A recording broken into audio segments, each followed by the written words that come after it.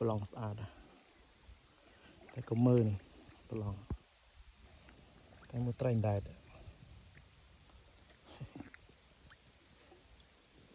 ឆក់ខ្ទេចគេរ៉ូស៊ីដាក់មងដាក់សទូចដូចតែគេដូចតែឯងចេញមកឆក់ខុសគេឆ្ងល់ដល់ហើយមើលយើងអត់ចេះមានខួរក្បាលគិតថាអូអាឆក់ហ្នឹងវាបំផ្លាញធនធានធម្មជាតិវាបំផ្លាញសហគមន៍វាបំផ្លាញប្រយោជន៍រួមផ្លាញទាំងកូនយើងទៀតយូរត្រូវខ្សត់ត្រីពីមួយឆ្នាំទៅមួយឆ្នាំចេះលូខ្សត់ត្រីក៏មកត្រីច្រើនរោបន្តិចបានមកថ្លុកអីបានមកកណូតែមានណាចេញមកមួយយូរតាមម៉ាស៊ីនមកអាហ្នឹងដូចបំផ្លាញប្រទេសខ្លួនឯងបំផ្លាញធនធានធម្មជាតិខ្លួនឯងបំផ្លាញកូនខ្លួនឯងចឹងអានេះដើម្បីតែមកកាពះរស់តា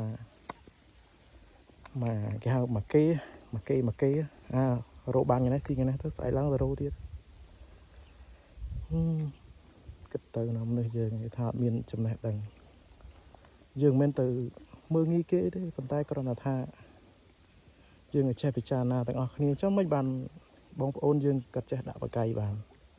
ក៏ចេះដាក់មងបានចេះដាក់សទូចអីបានហើយមិនបានយើងនឹងមិនអាងខ្សែអាងមានបងប្អូនជាប៉ូលីសឬក៏មិនហើយកូនយើងគិតមើលមិនឲ្យកូនទៅរៀនធ្វើអីបរៀនកូនឲ្យចេះឆក់ត្រីទៅដល់ខែត្រីសបោខ្ញុំនេះឆក់យកត្រីមកទៅមិនឲ្យកូនទៅរៀនហើយសួរកូនមកឥឡូវឲ្យកូនទៅរៀនដើម្បីឲ្យកូនមានចំណេះដឹងឥឡូវសួរកូនឆក់ត្រីគឺជាអំពើខុសច្បាប់ឬស្របច្បាប់គិតមើលណានេះខ្ញុំគាត់ណាសារដាស់តឿននេះស្រឡាញ់ណាទីគេថាស្រឡាញ់ខ្មែរស្រឡាញ់ប្រទេសខ្មែរស្រឡាញ់ណាអំផ្លាញថាធនធានធម្មជាតិខ្លួនឯងខ្លាចអ្នកម្នាក់អូរោសុំរោតែមកហូបរោតែមករស់ឯង